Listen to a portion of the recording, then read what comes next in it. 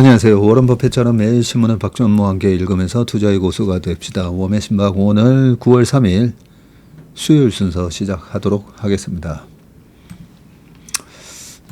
제가 댓글 읽다가 솔직히 어찌나 웃기든지 잠깐만 보여드릴게요.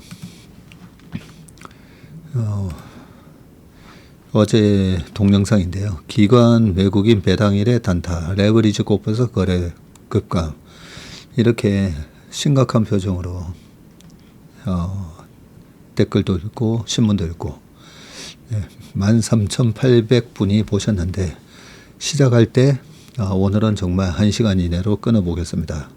이래 놓고 열심히 이 심각한 표정으로 댓글 읽고 신문 읽고 그러고 1시간 13분. 그래서 이 댓글을 읽는데, 저도 웃기더라고요, 저도. 이렇게 심각한 표정으로 댓글 신문 읽는 사람이 1시간 안에 끊어보겠습니다 해놓고 또 1시간 13분. 그 성격은 못 바꾸는 것 같아요. 그래서 저는 되게 꼼꼼하고 스케줄 따라서 착착 일하시는 분들 있잖아요. 저는 되게 존경합니다. 제가 그러지는 못하기 때문에. 그래서 댓글을 읽다가, 저도 댓글을 읽다가 너무 웃겨가지고, 너무 웃겨서 잠깐 올라와서 제 얼굴 표정 보고, 좀 더 웃겼습니다. 자, 댓글 좀 읽어보겠습니다.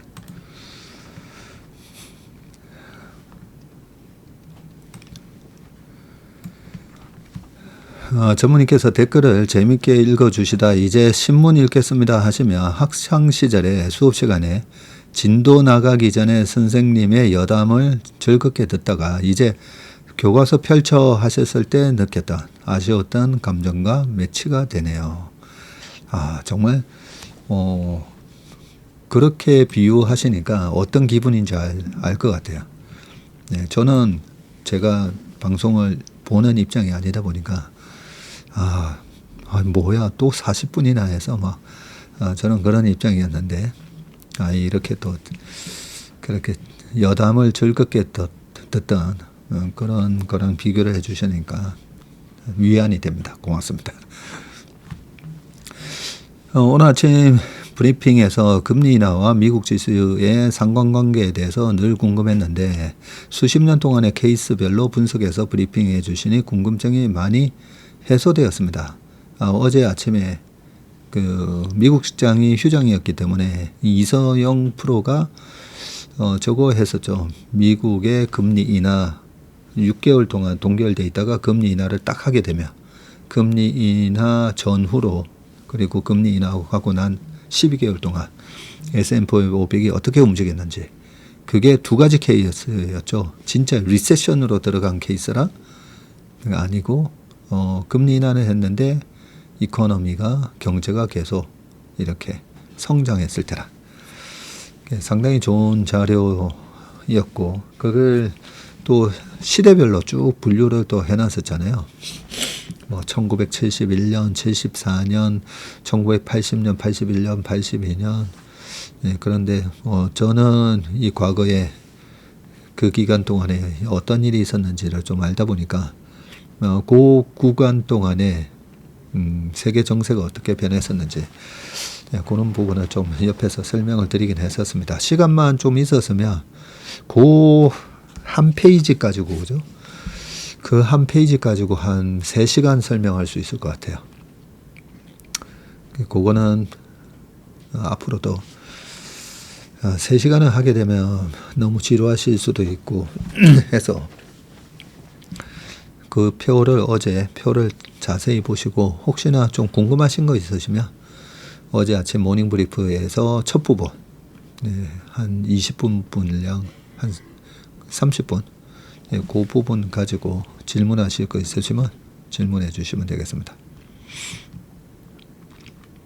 인턴 6개월 차에 계좌 수익이 마이너스 45에서 플러스 10%로 바뀌고 현금도 50% 확보하고 불타기 대기하고 있던 와중에 시계루 할아버지 책 읽고 로봇주 변동성에 단타 치러 들어갔다가 손절하고 나왔습니다. 책 이해를 잘못한 걸까요?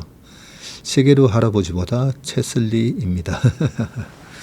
네, 아유, 근데 마이너스 45에서 10%로 바꾸셨다니까 인텔 6개월 차에 대단하시네요.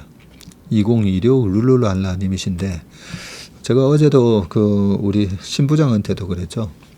신부장이 압축해서 그리고 본인도 이제 신용을 들어갔다 나왔다 하고 그동안에 실패했던 얘기 월간 전망 끝나고 밥 먹으면서 그런 얘기를 쭉 듣다 보면 저는 제 주변에 31년 동안 수많은 사람들을 봐왔잖아요.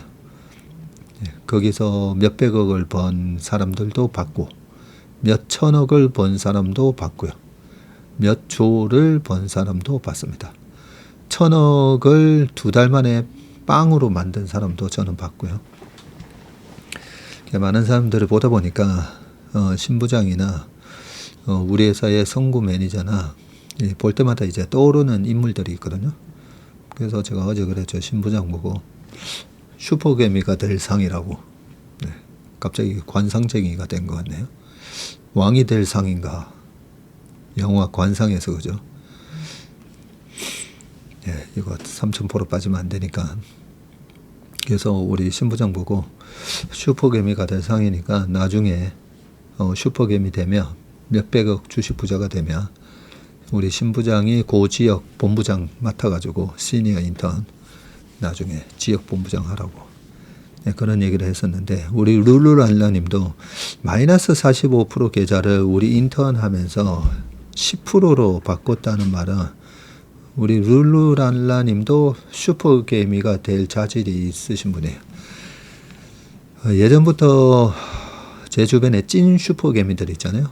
그 찐 슈퍼개미들이 저한테 한 번씩 이제 시황을 물어봅니다. 그 시황을 왜 물어보냐면 그 슈퍼개미들이 신용을 쓰거든요. 그리고 종목 배팅을 저보다 훨씬 잘하죠. 잘하는데 그 슈퍼개미들이 제일 무서워하는 게 버드 스트라이크거든요. 갑자기 비행기가 이륙했는데 버드 스트라이크 같은 거. 그런 상황이 발생할까봐 그게 제일 무서운 겁니다. 계좌에 신용을 써가지고 오버캐파로 잔뜩 주식을 담고 이륙을 하고 있는데 버드 스트라이크나 아니면 폭풍우나 이런 돌발 변수가 발생할까봐 우리가 비행기 타고 다니다 보면 터뷸런스가 생긴다 하잖아요. 이상기류. 근데 그 정도 변동성은 당연히 뭐 터뷸런스 이래도 안전벨트를 착용하세요 해도 저는 별로 걱정은 안 합니다. 저도 비행기를 꽤 많이 타다 보니까. 근데 정말 엔진에 이 버드 스트라이크 같은 상황이 생기면 정말 그거는 이멀전시 상황인 거잖아요. 그랬을 때 이제 어떻게 대응해야 되느냐 그게 중요한 건데 주식도 그 슈퍼개미들이 2008년 금융위기 상황이라든지 코로나 상황이라든지 시장이 35% 이상 빠지는 그런 장이 도래하면 신용 쓰고 있다가 깡통 나거든요. 깡통. 그게 무섭다 보니까 한 번씩 저한테 시장을 물어봅니다. 그래서 우리 신부장이나 룰루랄라님이나 이렇게 좀 배팅을 제대로 하실 수 있는 분들은 포트폴리오를 잘 짜야 되고요. 무조건 일단은 포트폴리오죠. 포트폴리오. 근데 저희 인턴 프로그래머 하시다 보면 이제 어떤 게 주도주고 어떤 식으로 압축해서 가야 되는지는 배우실 수 있잖아요. 그러면 이제 자신감이 생기거든요. 우리 성구 매니저나 왕인사나 오델이나 이렇게 컨빅션 있게 딱 얘기해 주면 종목 배팅할 때 자신감이 생기잖아요. 그리고 우리가 조그만 뭐 잡주 안 하잖아요. 저희는. 네, 그런 종목으로 중대형 우량주로 이제 배팅을 하다 보면 비행기를 타도 제가 예전에 캄보디아에서 경비행기 한번 타본 적이 있거든요. 아, 그거는 정말 제가 원래 좀 이렇게 겁을 먹는 스타일은 아니다 보니까 재밌긴 했었는데 그 한 12인승, 12인승짜리 경비행기 프로펠러 비행기 타고 쫙 날아가는데 엄청 흔들리거리기도 해요. 그런 거에 비하면 이 중대형주가, 그게 이제 좀 소형주라면, 소형주가 그런 짜릿한 맛은 있잖아요. 네. 와, 왔다 갔다 하면서 엄청 이렇게 재밌습니다. 그래서 많은 분들이 이제 소형주 하시는 거이긴 하겠지만, 근데 우리가 주식 재밌자고 하는 거 아니잖아요. 돈 벌자고, 그리고 안전하고 수익을 내는 게 중요하다 보니까, 그래서 저희가 중대형 우량주 중에 주도주 중심으로 공략하는 그런 포트폴리오를 짜다 보니까, 저희 인턴 분들이 이 숫자가 안 줄잖아요. 계속 한 번 들어오셨던 분들은 야, 이거 어떻게 이 돈 5만 원, 7만 원 내고 이런 자료를 제공하지, 이러면서 이제 계속 계시는 거고, 좀 아직까지 실력이 안 되시는 분들은 그래도 아마 느끼실 거예요. 아, 이게 뭔가 자료가 엄청나게 쏟아지는데 내가 이걸 다 소화를 못해서 어렵기는 하고 이걸 어떻게 활용해야 되는지는 모르겠지만 이게 4, 50만 원짜리 부패다라는 거는 아시는 거잖아요. 그래서 우리 인턴분들이나 잘 이거 저희 인턴 프로그램 잘 활용하셔가지고요. 오랫동안 한 3년 정도 하시면 이렇게 슈퍼개미가 될 분들은 슈퍼개미 아마 되실 거예요. 저는 우리 신부장이 200~300억대 그런 주식 부자가 된다고 생각합니다. 댓글을 안 남기시는 분들 중에서도 틀림없이 이런 분들이 좀 계시거든요.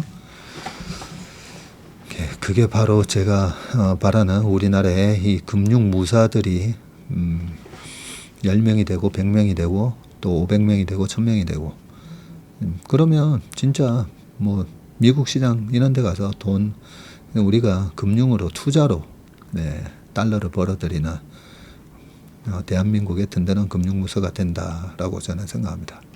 전문의 인트로 듣고 있는데 웃음이 픽 나네요. 박전문은 피노키오. 저도 여기서부터 쭉 읽다가 하도 웃겨가지고. 오늘은 정말 1시간 안에 끝낼 걸로 예상합니다. 그러나 두둥 시간 보니 1시간 넘게 해주셨습니다. 했습니다. 막 9월 월간 전망 듣고 돌아가는 길입니다. 박스테판님. 어제 좀 많은 분들이 오셨는데 일일이 제가 명단을 보니까 한 17분 명단밖에 없더라고요. 안 그랬으면 좀 보면서 이분이시구나 제가 좀 알았을 건데, 꾸준히 계속 피노키오 해주세요. 모두를 위한 피노키오는 찬성. 쇼티지 채슬리 최고 해주셨습니다. 고맙습니다. 샬롬 주식 초보입니다 라고 하셨고요. 내가 주식 초보라는 걸 아시는 것도 중수 고수를 향해 가는 첫걸음입니다. 그리고 우리 정한진님께서 참 좋은 댓글을 남겨주셨습니다. 어제 샤오미 관련된 거 있잖아요. 샤오미 자동차 공장 기사를 보니 조금 혼돈될 것 같아서 댓글 남깁니다. 차체 공정, 이게 이제 바디 공정이라고 하는데, 이 차체 공정은 조각조각 나뉜 이 차체 판넬을 용접해서 자동차의 이 몸체를 만드는 공정으로, 국내 자동차 4사도 진작에 용접 로봇 도입해서 거의 99% 자동화되어 있는 것으로 압니다. 사실 우리 동해물가의 백두산이 그 밤에 애국가 나올 때 보면 항상 나오는 거 있잖아요. 우리나라 조선 딱 나오고 그 다음에 로봇팔이 자동차 조립하는 장면들 나옵니다. 그죠? 그래서 우리도 그 정도는 99% 자동화되어 있고, 이 자동화가 어려운 공정은 트림 라인이라고 합니다. 조립 공정인데 도장을 거쳐서 완성된 이 바디 차체에다가 본격적으로 각종 부품을 조립하는 공정인데, 일부 공정을 제외한다면 로봇이 있습니다만 협동 로봇 형태로 라인이 구성되어 있어서 사람이 필요할 수밖에 없는 공정이고요. 예를 들면 무거운 배터리를 장착하는 공정이면 로봇팔이 팔레트에다가 집어서 차체에 조립되는 위치로 쭉 옮겨가지고 갖다 놓으면 사람이 볼트로 고정시키는 방식이라고 합니다. 기사를 보면 마치 어제 샤오미 기사를 보면 마치 전체 공정에 로봇화가 90% 이상 되어 있다고 착각하기 쉬운데 기사에는 이게 차체 공정이라고 어제 기억이 납니다. 차체 공정 해놓고 옆에다가 바디라고 그죠?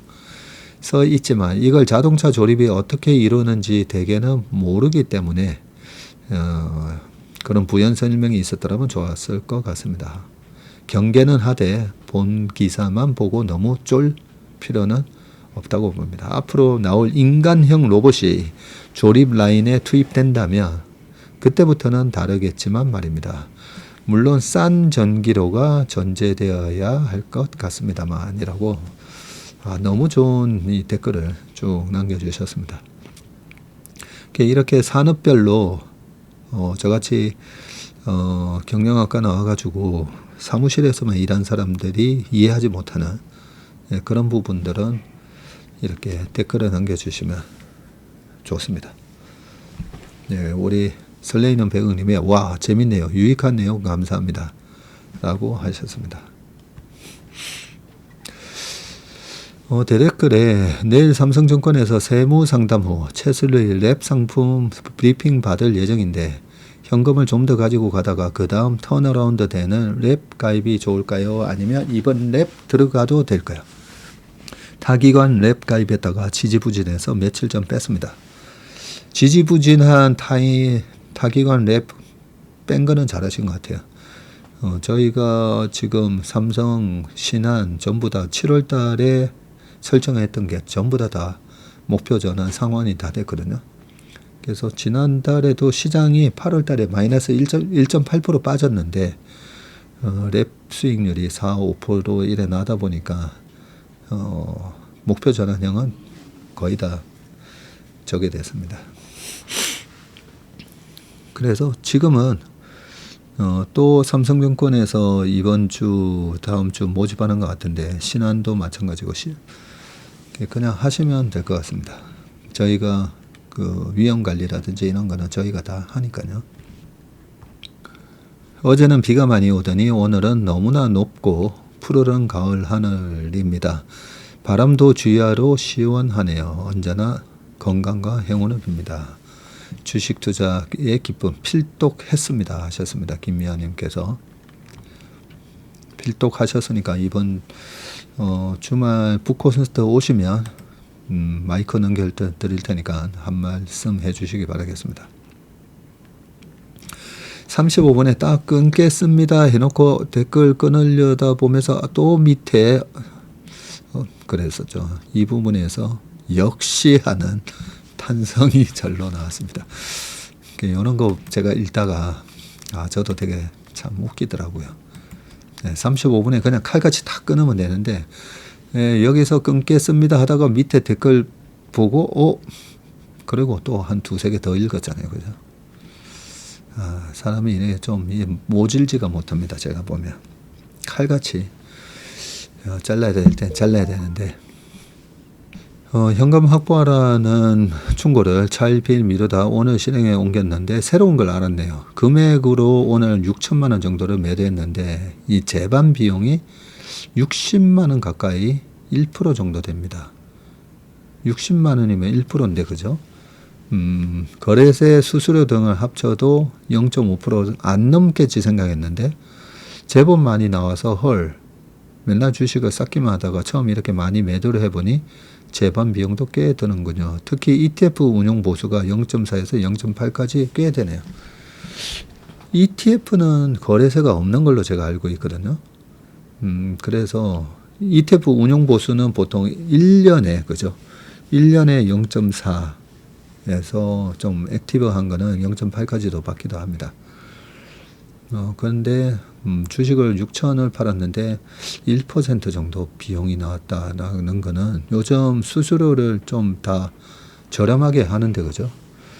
0.1이나 0.05나 0.024 뭐 이런 식으로 그래서 실제로 거래세까지 합쳐도 0.3% 정도 안 돼야 정상인데 60만 원 가까이 나왔다니까 좀 그거는 좀 이상하긴 합니다. 한 번씩 보면 수수료가 좀 이렇게 조정이 안 돼 있는 경우가 있습니다. 보통 보면 오프라인으로 계좌 개설을 하면 0.5%를 그대로 적용하는 증권사들이 꽤 있거든요. 나의 매매 수수료가 얼마로 책정되어 있는지 한번 체크해 보시기 바라겠습니다.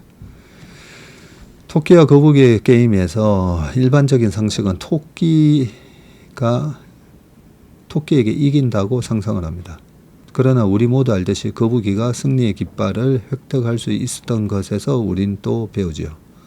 토끼가 이긴다고 상상을 하는데, 그래서 저는 쉬지 않고 듣고 배웁니다. 기본을 알고 싶어서. 기본이 쌓이다 보면 쉬 넘어지지 않는 주식 투자자가 되어 가겠지요. 우리가 토끼와 거북이에서 그죠? 확 달려갔다가 거북이 안 보이네. 난 좀 자다 가야지. 네, 그러다 보면 꾸준히 그냥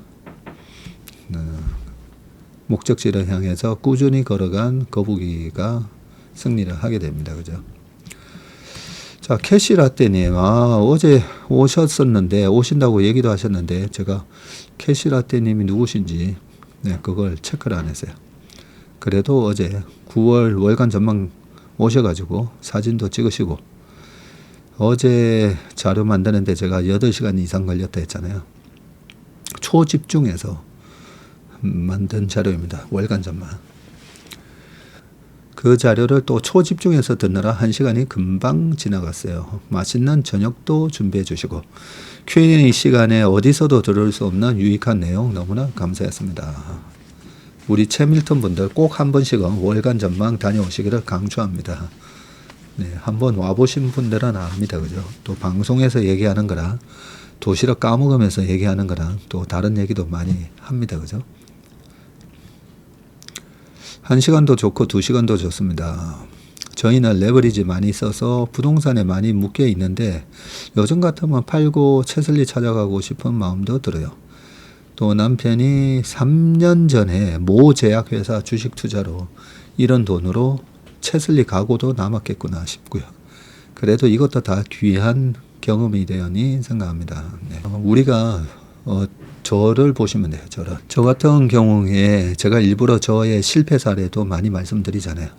옛날에 25년 전에 옵션 매매를 하기 전에 옵션이라는 게 어떤 건지 그때 기본 증거금이 3천인가 5천이었기 때문에 그때 압구정에 아파트가 27평이 2억 7천 할 때니까 평당 1,000 할 때 그때 5천만 원으로 옵션 해가지고 한 몇 개월, 한 3, 4개월 만에 거의 4천 얼마 날렸었거든요. 그거랑 제가 식당 한다고도 한 3억 날렸고요. 그죠?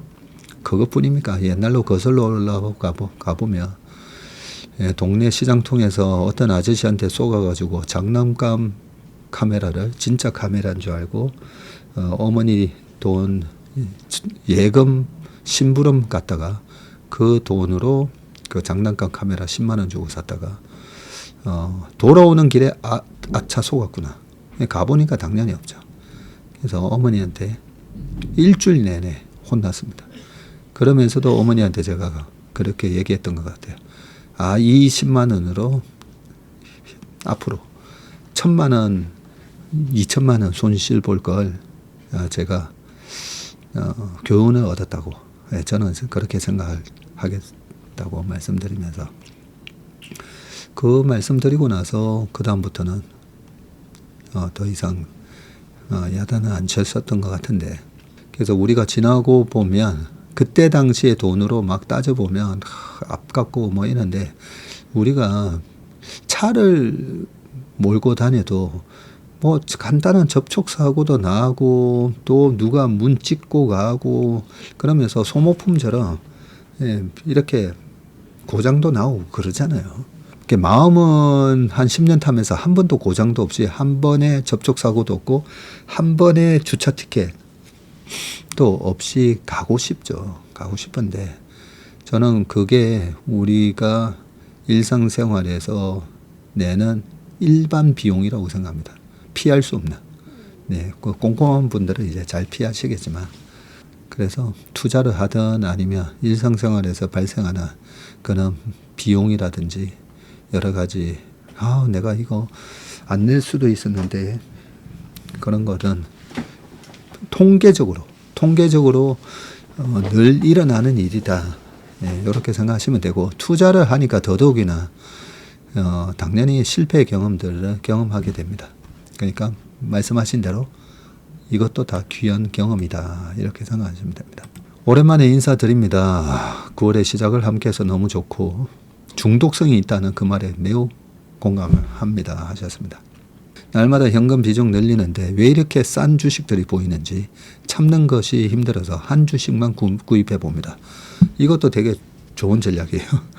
제가 코로나 때 내년에 3,000포인트 가니까 그 팔고 싶은 그 마음 있으면 그냥 한 주씩만 팔라고. 그때 3프로 TV 주말 3프로 상담소에서 제가 그 얘기했어요. 팔고 싶거든요. 근데 내 마음을 속이라는 거죠. 한 주만 팔아서 됐지? 내가 한 주 팔았어. 이렇게. 그러면 사는 것도 마찬가지입니다. 이럴 때 한 주씩만 사보세요.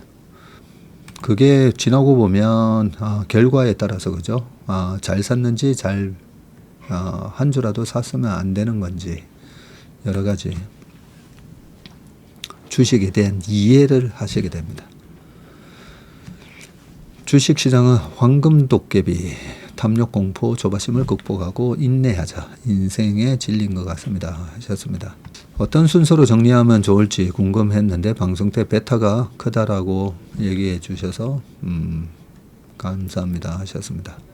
네, 약세장이다 싶으면 베타가 큰 주식부터 정리하시면 되고 또 하나 제가 저희 직원들하고 좀 전에 MP 회의하고 나왔는데요. 제가 그 얘기를 했어요. 우리 월간 전망 때 제가 그 얘기 몇 번 말씀드렸잖아요.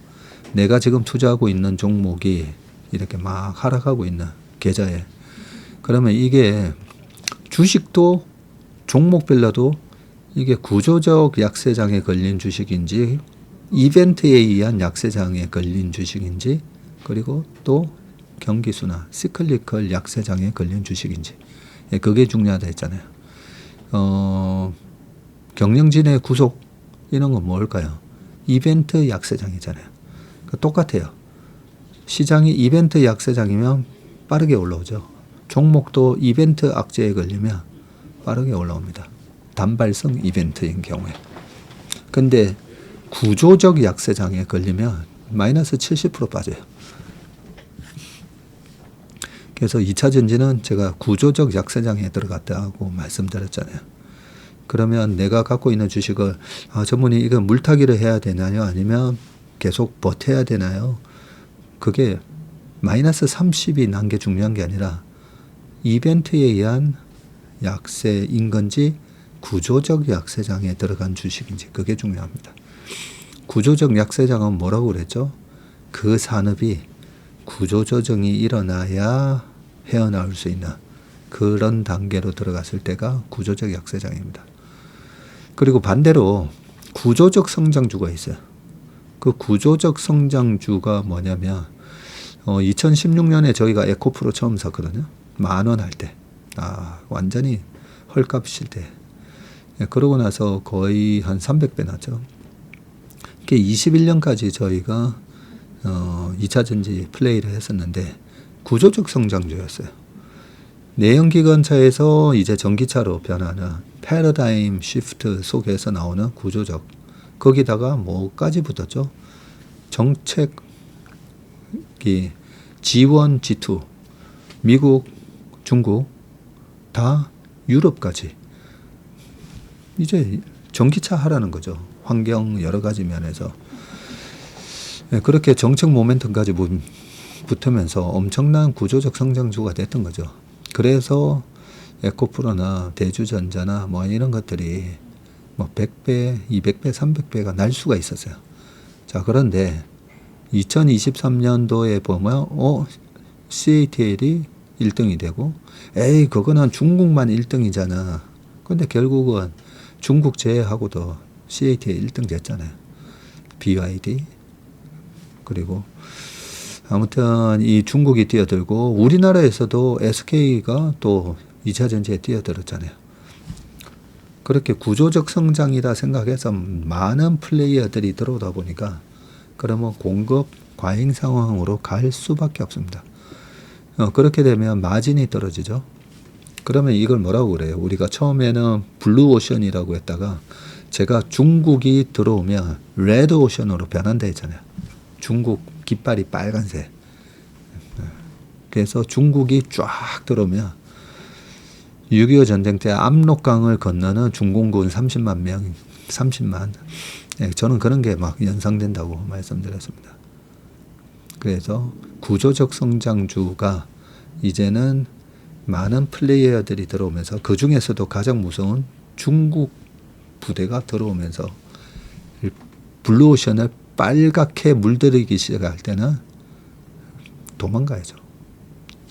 구조적 약세장이 시작되기 때문에.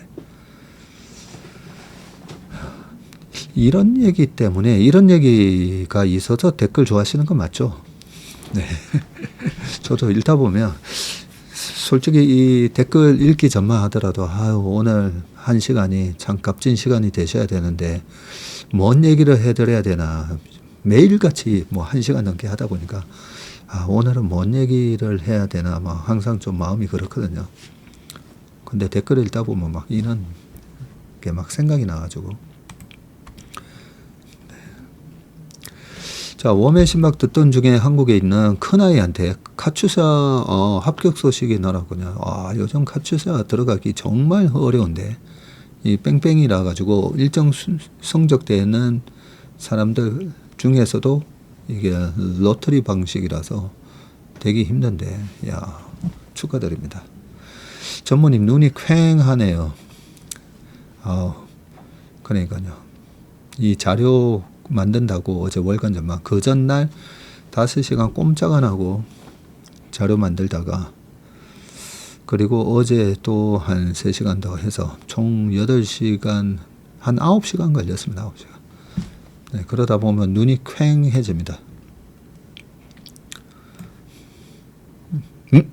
33분입니다.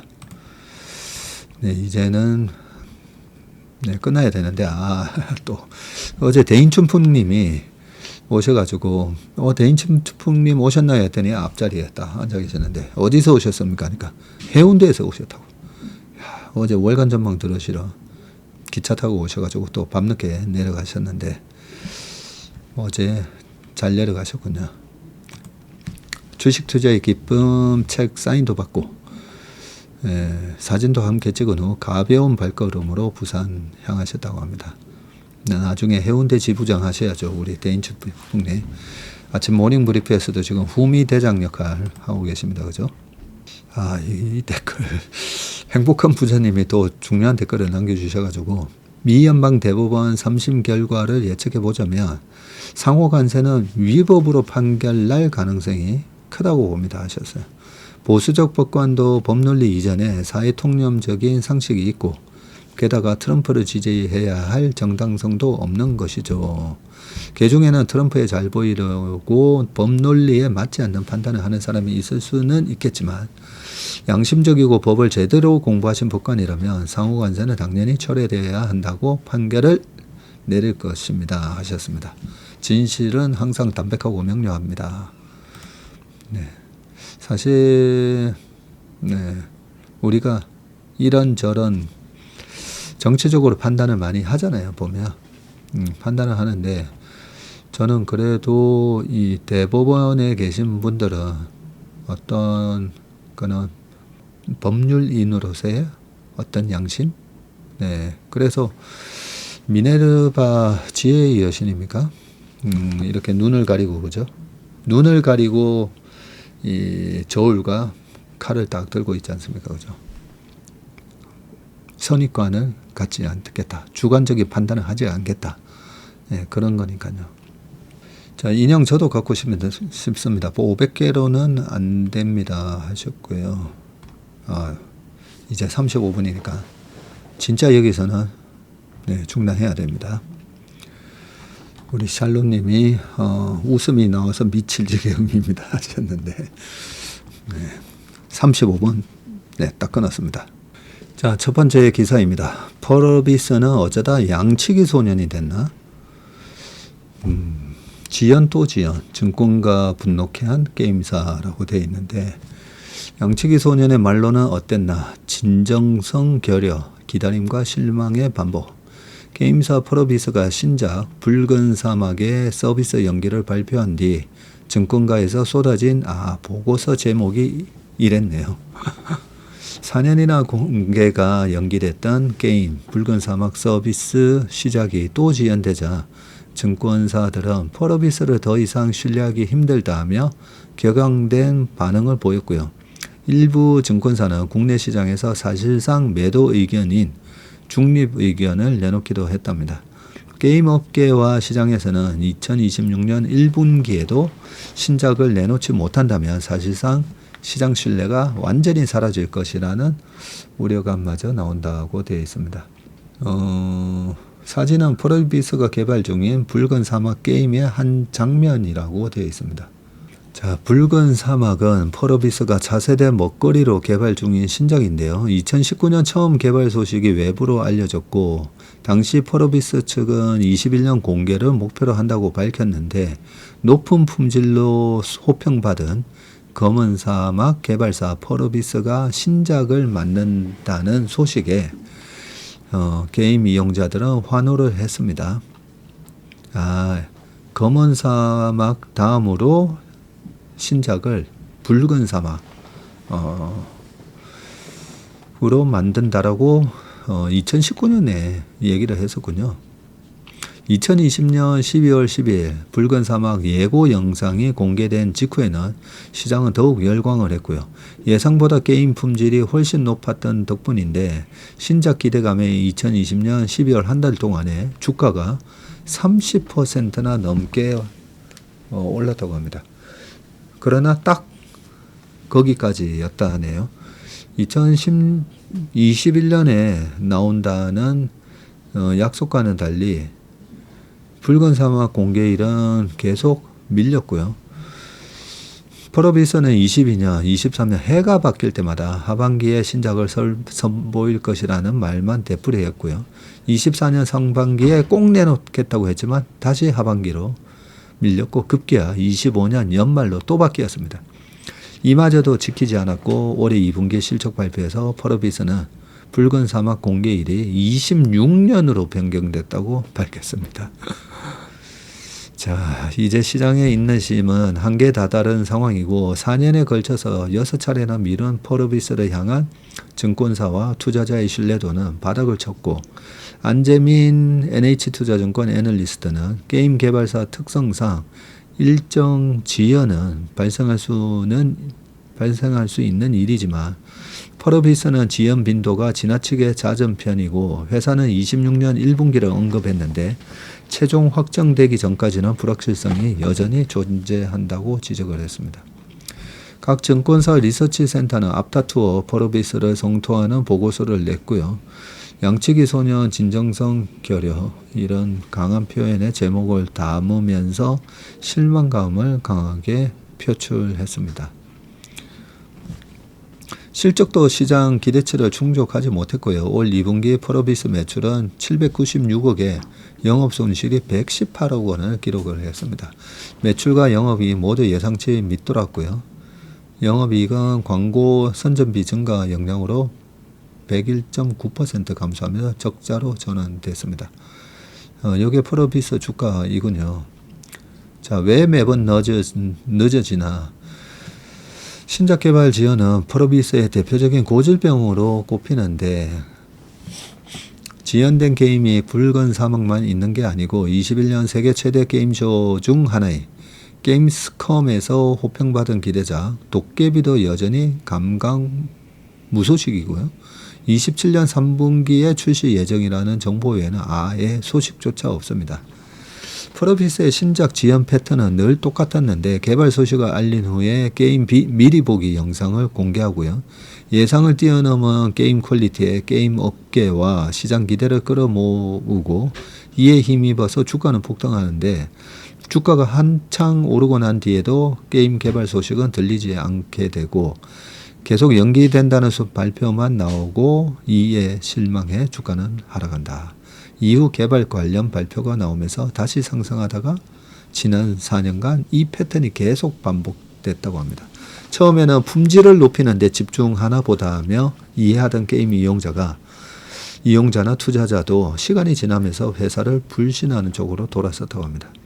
왜 유독 프로비스만 유독 게임 개발 지연이 잦은 걸까? 업계는 프로비스 특유의 게임 개발 구조가 원인이라고 지목하는데 게임 개발의 유니티나 언리얼 엔진 등 외부 개발용 프로그램을 쓰는 다른 게임사와는 달리 프로비스는 자체적으로 만든 게임 개발 엔진을 사용하는군요. 쉽게 말하면 다른 회사는 한글 워드와 같은 전문 프로그램으로 문서를 만드는 방식이라면 프로비스는 자체적으로 만든 문서 작성 프로그램을 활용해서 문서를 작성하는 식이다. 네, 비유를 잘 하셨다 그죠? 자체 게임 개발 엔진을 사용하면 외부 프로그램 사용료를 낼 필요가 없게 되고 개발 비용 전략이 가능하다는 의미인데 회사가 원하는 방향으로 맞춰서 게임을 제대로 만들 수 있다는 장점도 있지만 반면 단점이 명확합니다. 무엇보다 게임 개발 속도가 느려지고요. 유니티나 언리얼 엔진 등 업계에서 널리 쓰이는 프로그램은 다룰 수 있는 개발자가 많지만 개발자를 채용하면 빠르게 적응하고 개발에 전념이 가능한데 반면 이 자체 엔진은 회사 사람 외에는 익숙한 개발자가 없군요. 채용 후 자체 엔진을 익히는데 시간이 또 필요하고 개발자들의 숙련도가 떨어지는 탓에 타사보다 개발의 시간이 더 오래 걸린다고 합니다. 퍼블리싱, 게임 유통을 얘기하는 거죠. 예, 퍼블리싱을 회사가 직접 담당하는 것도 자전지연의 원인으로 꼽히고요. 최근 국내 게임사 대다수는 퍼블리싱과 개발을 별도로 맡기는데 개발에 집중하는 회사는 게임 제작에만 집중하고 유통사는 플랫폼 입점과 마케팅, 글로벌 유통판로 확보 등에 전력을 기울이게 됩니다. 분업이 철저한 덕분에 게임 개발부터 공개까지 기간이 상당히 줄어들게 됩니다. 반면 퍼러비스는 개발부터 유통까지 전부 자체적으로 해결하게 되고 전문 유통사가 아니다 보니 게임 공개 일정을 조율하는 노하우가 떨어지게 되고 이번에 붉은 사막 공개가 26년 1분기로 밀린 것도 유통 과정에서 발생한 문제의 영향이 크다고 하네요. 허진영 CEO는 오프라인 유통과 보이스 오버, 음성의 현지화, 콘솔 인증 등 여러 파트너사와 협업이 예상보다 시간이 걸림에 따라 기존 공개한 일정보다 부득이하게 지연됐다고 설명을 했습니다. 네.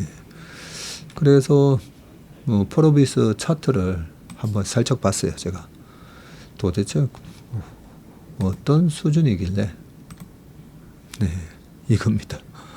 네. 지금 주가가 32,950원인데요. 14만 5,200원 갔었어요. 이게 언제냐? 21년도에. 네. 10년 차트.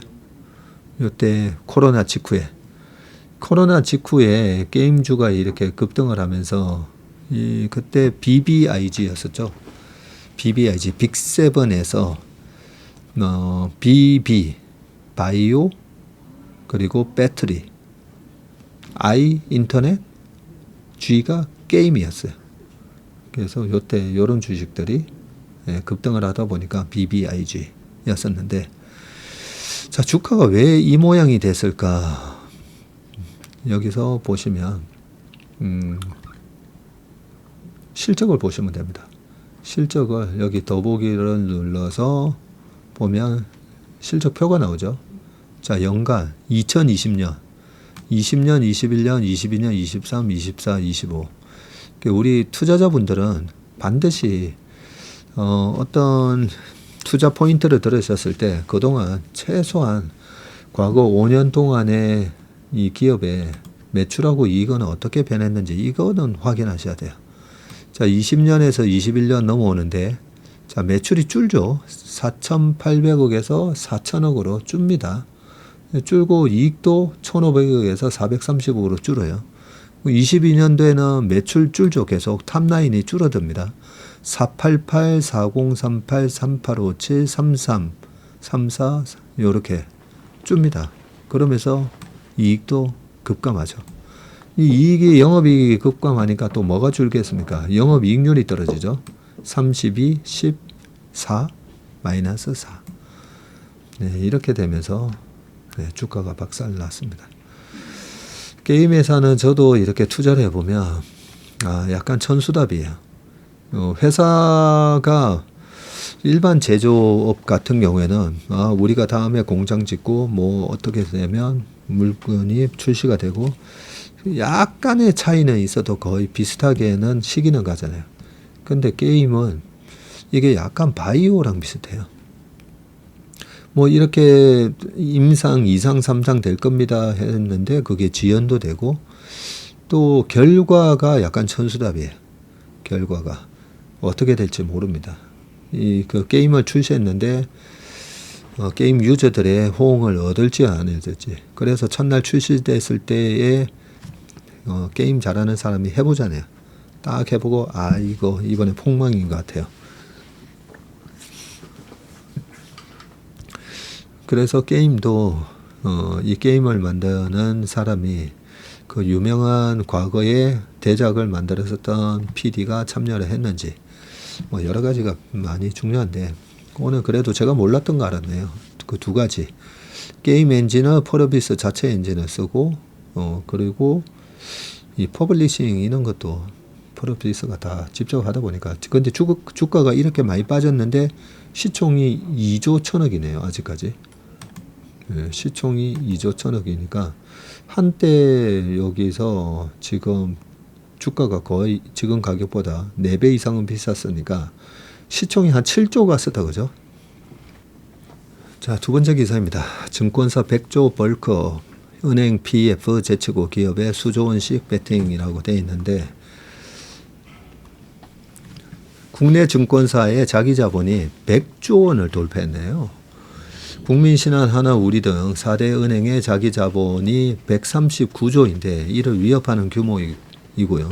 시중은행이 바젤3를 도입한 뒤에 국제결제은행, 이 BIS 자본 비율 등 규제에 발목 잡힌 사이에 증권사는 은행보다 훨씬 빠른 속도로 몸집을 불리고 있습니다. 한투, 미래 등 국내 전체 증권사가 60곳이나 되네요. 60곳의 재무 현황을 분석한 결과 6월 말 기준 지금 연결 자기자본 규모가 100조 6,500억으로 집계가 됐고 2014년에 42조였는데 10년 만에 2배 이상으로 불어났습니다. 최근에 증가폭이 더 컸는데요. 작년 말 90조 원을 넘어선 데 이어서 6개월 만에 또 9조가 증가했고 주식거래 중개수수료, 브로커리지, 피 외에 고액 자산가의 자산관리, 웰스 매니지먼트, 직접 투자로 얻은 이 트레이딩 수익이 고루 늘어난 영향입니다. 올해 들어서 주요 증권사가 이 종합투자계좌 IMA 사업자 신청을 위해서 대규모 유상증자에 나서면서 자본 증식 속도가 빨라지는 추세이고요. 반면 같은 기간 4대 은행의 자기자본 규모는 제자리 걸음이라고 합니다. 퇴직연금 고객이 대거 증권사로 이탈하면서 나머지 은행의 성장도 사실상 정체가 되었습니다.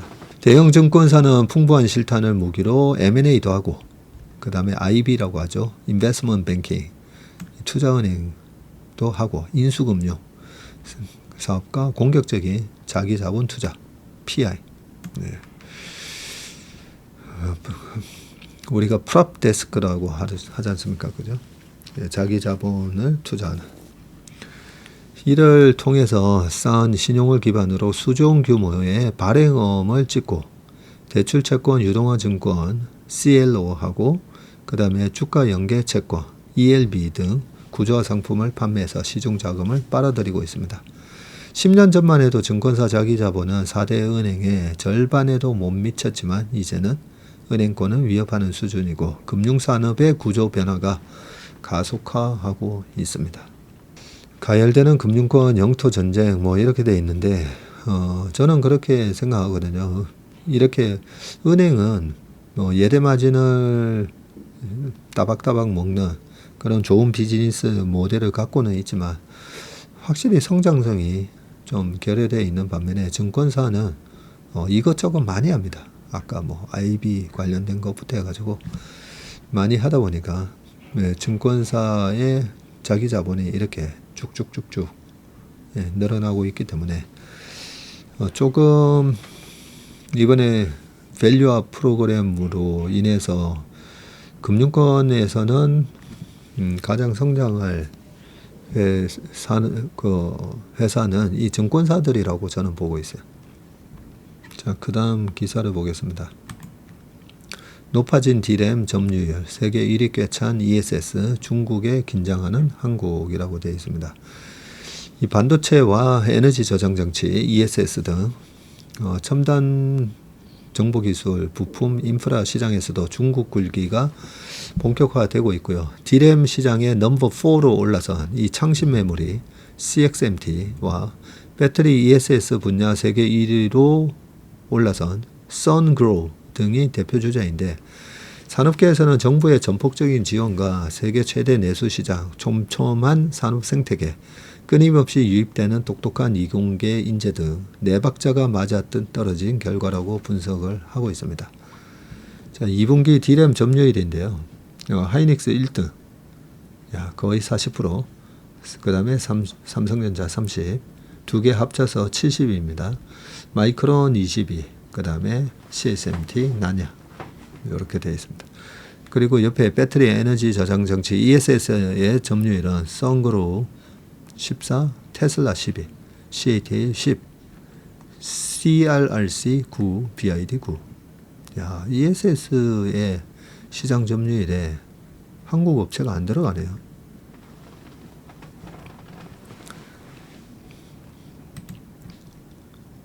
CSMT는 AI 서버형 메모리 반도체인 이 HBM 시장에도 뛰어들 준비를 하고 있고요. 내년 출시를 목표로 최신 제품보다 한 세대 뒤처진 이 4세대 HBM인 HBM3를 샘플을 테스트 중인 것으로 알려져 있습니다. AI 가속기를 자체 개발 중인 중국 빅테크에 납품하기 위한 목적으로 분석이 된다고 합니다. 한국의 D램 장악력은 여전한 것으로 나타났는데 삼성, 하이닉스 여기 시장 점유율이고요. 그 다음에는 ESS 시장에 대한 얘기고, 자, 썬그로우는 1997년에 중국 안후이성에 설립된 태양광 인버터 및 BESS 생산 기업이라고 합니다. 태양광 인버터는 태양광 발전으로 생산된 전력을 가정과 산업 현장에서 사용할 수 있는 형태로 바꾸는 장치고, BESS는 전력을 대량으로 보관하고 필요할 때 꺼내 쓸 수 있는 일종의 저장소인데 기상 여건에 따라서 발전량이 불규칙한 신재생 에너지의 단점을 보완하는 용도로 사용이 됩니다. 썬그로우의 주력 사업은 태양광 인버터지만 AI 붐을 타고 전력 수요가 급증하면서 BESS 부문 매출이 크게 뛰었다고 합니다. 썬그로우는 태양광 인버터의 BESS, 베스 하면 되겠네요. 베스 시스템 전체를 결합해서 판매하는 방식으로 사업 영역을 확장했고, 테슬라도 파워웰, 메가팩 등 베스 제품을 공급하고 있지만 중국 내수 시장을 거머쥔 썬그로우에 밀렸습니다. 자, TDF, ETF, 퇴직연금 안전자산에서 재추진이라고 되어 있는데 정부 30% 룰 강화 나서고 있다고 합니다.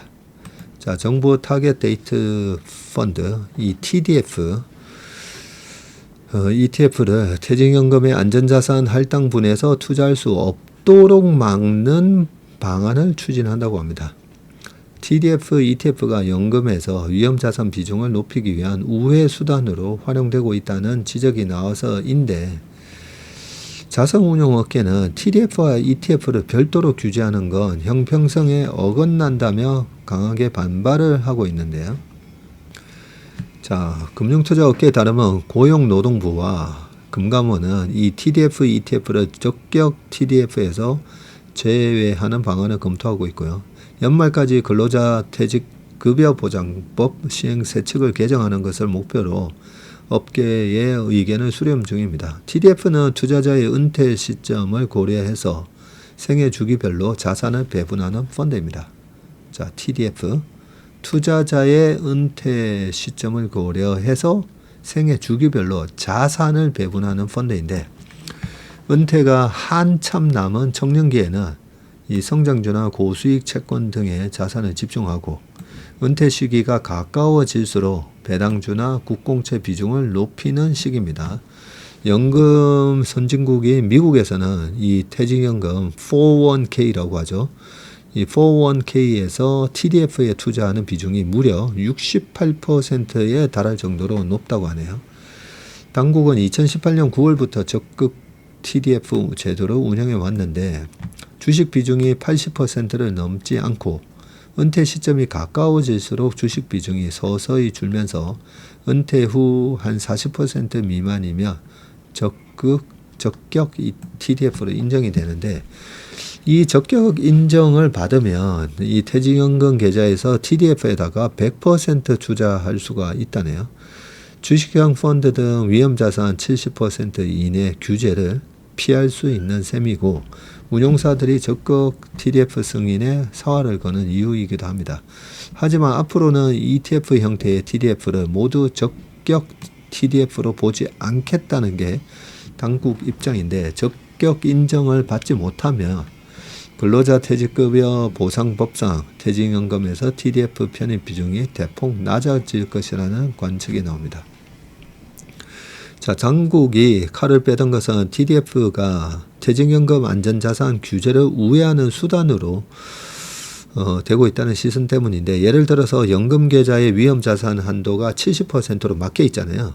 그래서 70%를 주식형 상품으로 채우고 나머지를 주식 비중이 80%인 이 TDF를 채우게 되면 계좌 내 위험자산 비중은 이 30에서도 80이 주식이니까 38이 24, 그럼 70 더하기 24면 94%까지 높아집니다. 연금 투자자 사이에서는 주식 비중이 절반가량이 채권 혼합형 상품과 주식 비중이 높은 TDF를 담아 규제를 우회하는 투자법이 널리 공유되고 있습니다. ETF의 매매 빈도가 펀드보다 높다는 점도 규제를 강화하려는 근거 중 하나인데, 손바뀜이 잦은 TDF를 안전자산으로 보기 어렵다는 논리입니다. 자, 운용업계는 크게 반발하고 있는데, ETF 특성상 매매가 잦다고 해서 투자 위험이 높아지는 건 아니고 오히려 시장 상황에 적절하게 대응하는 측면도 있다라고 얘기했고요. 포트폴리오가 비슷한 TDF와 TDF ETF를 껍데기가 다르다는 이유로 별도 규제를 적용하는 것은 형평성에 어긋난다라는 지적도 있습니다. TDF나 TDF ETF는 모두 은퇴 시점을 정해놓고 자산 배분을 하는 펀드라는 점에서 동일하고, 당국 계획대로 규정이 바뀌면 똑같은 구조인데도 펀드는 연금에서 100% 투자할 수 있고 ETF는 70%만 가능하다는 허점이 생깁니다. 애초에 안전자산 30% 규제가 불필요하다는 지적도 많은데, 연금 선진국 가운데 안전위험자산을 이렇게 구분하는 곳은 없다고 합니다. 자산별 운용 규제는 투자자 선택권을 저해하는 문제가 있다고 꼬집었습니다. 이런저런 규제 막 해놓으니까 우리나라 이 퇴직연금 계좌의 수익률이 평균 1에서 2%. 혹시라도 터지면 어떡하지? 뭐 이런저런 거 하다 보니까 그냥 예금에만 다 집어넣어놓고 거기서 연간 그 퇴직연금 운용 보수를 떼거든요. 0.4에서 뭐 한 1% 사이 떼게 되면 남는 게 없는 거죠. 그래서 적극적으로 저 같은 경우에도 저는 저의 퇴직연금 ETF를 우리 고객 계좌 운영하는 것만큼이 이래 적극적으로 하고는 있지는 않지만 그냥 뭉뚱그려서 굵직굵직하게 합니다. 굵직굵직하게. 이렇게 하게 되면 지난 4월 8일처럼 와 주식 풀 베팅 하고 싶은데 이 안전 채권이나 현금을 가져가야 되는 요 30% 때문에 요것도 주식 다 지르면 못 겠는데 그 규정 때문에 못 지르는 게 참 안타깝더라고요. 많은 분들이 일반 투자자이시다 보니까 당국에서 걱정하는 거는 맞는데 좀 더 이런 거는 규제한다고 이게 되는 게 아니라 규제는 저는 3배짜리 해외 나가서 3배짜리 이런 거 못하게 저는 규제해야 된다 했잖아요. 어마무시한 돈이 그 3배짜리 서학개미들 3배짜리 투자하면서 녹아내리거든요. 그런 걸 규제해야 되죠. 왜냐하면 하면 할수록 손실이 나는 게 뻔한데 그런 거를 저는 규제를 하고 여기서 레버리지를 못하게 정도만 해놓으면 알아서 얼마든지 0에서 100% 사이에서 ETF로 운용할 수 있게 그렇게 하는 게 맞다라고 저는 생각합니다. 의외로 사람들이 그런 돈을 굴리는 데 있어서는 스마트한 선택을 할 거라고 저는 생각합니다. 자, 중국판 엔비디아 캠브리콘 황제주 굳건하다라고 되어 있는데요. 중국판 엔비디아로 불리는 이 캠브리콘이 상해 증시의 황제주로 떠올랐습니다. 자체 개발 AI 칩의 성능 향상에 기반한 실적 개선 때문인데 6월 달에 595엔이었는데 1500? 엄청 올랐네요. 위안이네요. 위안. 여기는 N이라고 또 적혀 있어서 잠깐 헷갈렸습니다. 위안이다, 그죠? 최근에 10거래일 동안 안 돼서 40%나 올랐고 최근 3개월 상승률이 140%입니다.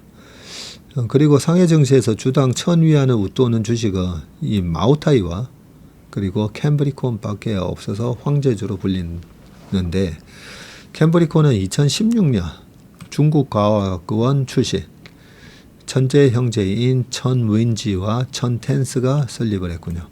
회사 이름은 지구의 생물이 폭발적으로 늘어난 캄브리아기에서 따왔다고 합니다.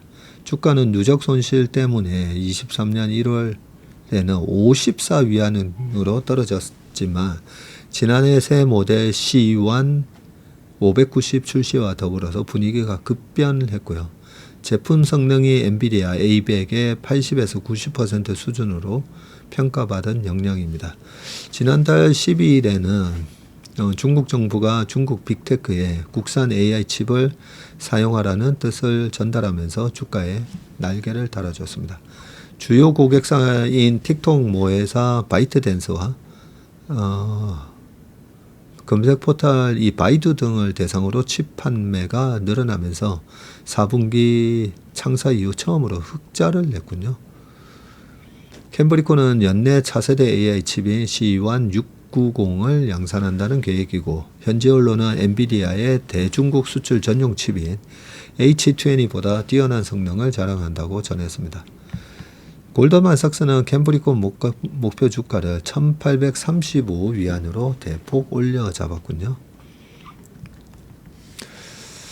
현주가 대비 한 40% 이상 상승 여력이 있다고 분석했고 중국 내 클라우드 지출 확대와 AI 칩 출하량 증가, 영업비용 효율화 등이 주가를 끌어올릴 것으로 예상했습니다. 마지막 기사입니다. 1시간 10분 안에는 끊어야 되는데요. 코스피 못 참겠다. 개미들 투자금 빼더니 무서운 경고. 국내 투자자들이 해외 주식에 눈을 돌리고 있고요. 코스피가 2달째 3,100을 오가며 박스권에 머무르는 가운데 미국, 중국, 일본 등 해외 주요 증시가 일제일 내달리자 서둘러 갈아타는 양상이고요. 9월에는 계절적 수급 공백이 있는 만큼 국내 증시가 박스권을 뚫기 힘들 것으로 보고 있는데 상승 동력을 갖춘 개별 종목 위주로 대응해야 한다는 조언들이 나오고 있습니다. 최근 한 주 8월 26일에서 9월 1일 사이에 해외 주식형 펀드에 8,500억이 유입이 됐고요. 전체 유형별 펀드 가운데 가장 많은 금액이 흘러갔습니다. 국내와 해외 채권형 펀드에도 각각 5천억, 2천억 원이 모였고 같은 기간 머니마켓 펀드에는 3조 5,680억이 빠졌고요. 국내 주식형 펀드에서는 1,226억 원이 오히려 유출됐습니다. 이 기간 코스피가 한 2% 빠지는 사이 S&P 500은 0.33, 나스닥은 0.03, 지수가 양호한 흐름. 이걸 요 정도로 이게 양호한 흐름이었다고 하긴 좀 그런데 투자자들의 관심이 해외로 쏠렸고요. 한시와 하나연구원은 엔비디아 실적과 주요 빅테크의 투자 확대 계획이 공개되자 국내 ETF 시장에서 미국 AI 기술주 관련 상품에 자금 유입이 집중되고 있다고 했습니다. 지난달 해외 주식 거래 대금은 504억 달러네요. 그리고 전달 대비해서 소폭 늘었고요. 국가별로는 일본 주식 거래 대금이 5억 9천만 달러에서 8억 800만 달러로 늘었고요. 36%나 늘었다고 합니다. 중국 본토와 홍콩을 포함한 이 중화권의 거래 대금은 27%로 늘었는데 반면 국내 시장 거래 대금이 급감을 했습니다. 8월 국내 증시 전체 거래 대금이 453조 나 거래됐고요. 야, 그러면 1년에 한 5천조가 넘는 자금이 거래가 되네요. 전달 대비 636조에서 많이 준 겁니다. 이게 한 180조 줄어들었습니다. 28%나 줄어들었군요. 최근에 거래가 많이 줄었네요. 주식 회전율 역시 지난달 19%로 연중 최저치로 떨어졌고 주식 회전율이 20% 미만으로 떨어진 거는 작년 9월. 작년 9월에 시장이 많이 빠졌는데 그죠? 이후 1년 만입니다. 국장 투자 심리가 위축된 결과입니다. 통상 9월에 국내 주식시장에 자금이 빠지며 약세장을 보이는 경향이 있죠. 추석 연휴 전 외국인과 기관 등이 위험 회피 차원에서 관망세를 유지하기 때문이고요. 올해는 구조적인 수급 공백 외에도 세제 개편 등 국내 정책 불확실성에 3분기 실적 우려까지 겹쳐서 경계감이 더욱 커지고 있습니다. 당분간 박스권 흐름이 불가피하다는 게 전문가들의 의견인데 김두원 하나증권연구원은 미국 트럼프 행정부의 상호 관세가 인플레이션 압력을 키우고 있다면서 이달 FMC 불확실성, 관세 영향 등 거시경제 우려 등이 코스피 지수를 제약하는 요인이 될 것 같다 했고요. 5일 발표될 이 노동통계국 BLS 고용지표를 중요한 변수로 보고 있는데 경기 침체를 동반하지 않는 금리 인하와 한한령 해제, 대주주 양도세 50억 유지 등이 결정이 되면 다시 상승 탄력이 붙을 것으로 보고 있습니다. 전문가들은 외국인 자금을 끌어들일 만한 개별 모멘텀을 지닌 기업에 주목하라고 조언을 하고 있고요. 염동찬 한투연구원은 현재 외국인 지분율은 31.8% 수준으로 과거 평균 33%에 못 미친다면서 자사주 매입 여력이 남아있는 이른바 주주환원 유망 기업들의 외국인 자금이 유입될 가능성이 높다고 밝혔습니다. 네, 뭐 내용은 크게 그건 없는데요. 코스피 못 참겠다, 이런 거는 좀 과장된 표현이긴 한데 어쨌든 주식 투자는 진득하게 하셔야 됩니다. 너무 이쪽인가 하고 이쪽 몰려가고 저쪽인가 저쪽으로 몰려가면 안 됩니다. 네, 오늘 몸의 신박은 여기까지 하겠습니다. 함께해 주신 여러분 고맙습니다.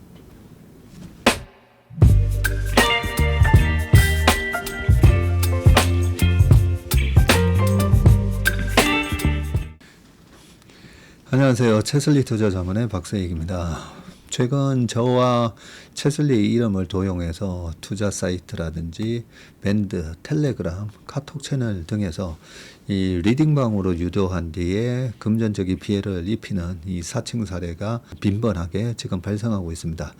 저를 비롯해서 저희 채슬리 투자자문의 임직원들은 SNS나 온라인 채널 등을 통해서 일체의 투자자문 활동을 하지 않고 있습니다. 저희는 정식 자문을 하기 위해서는 반드시 저희 회사에 내방하셔서 계약서 작성 절차를 거쳐서 진행되기 때문에 이외의 모든 유료 무료 지금 투자자문 행위는 불법이므로 각별히 주의하시길 바라겠습니다. 의심스러운 채널이나 메시지를 받으시면요, 피해를 방지하기 위해서 즉시 신고하시거나 삭제하시길 바라겠습니다.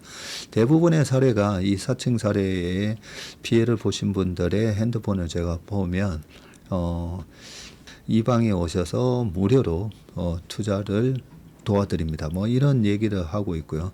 거기에 보면 어떤 밴드로 특정 밴드로 유도한 다음에 돈을 송금하라고 되어 있습니다.